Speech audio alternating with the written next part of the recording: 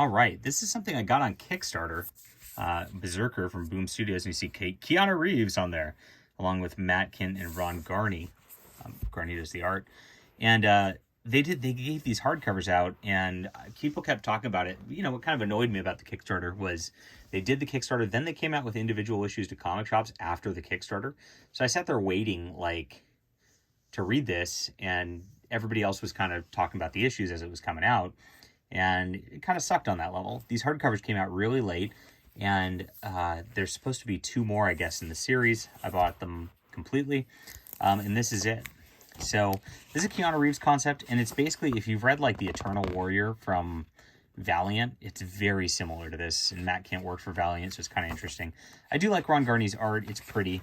Basically, there's this like very grumpy, angry dude sent on missions in the present, and he goes off to kill people and all that, and he's like a major warrior. He can't die, and we kind of learn about his past a little bit through this.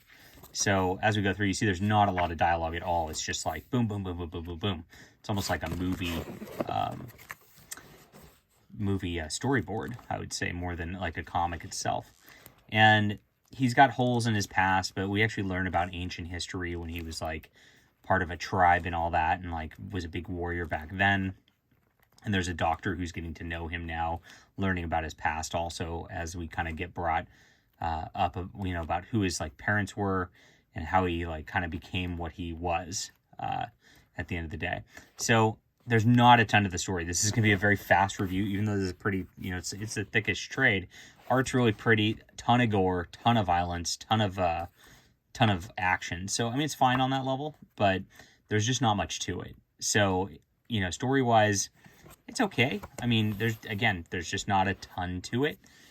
So you don't really get a resolution because it's to be continued. So if you don't get all 3 hardcovers, I guess you're probably not going to get the whole story. So it is very deconstructed in that level. It kind of reads like a character origin intro rather than like us knowing what's going on for a full storyline also.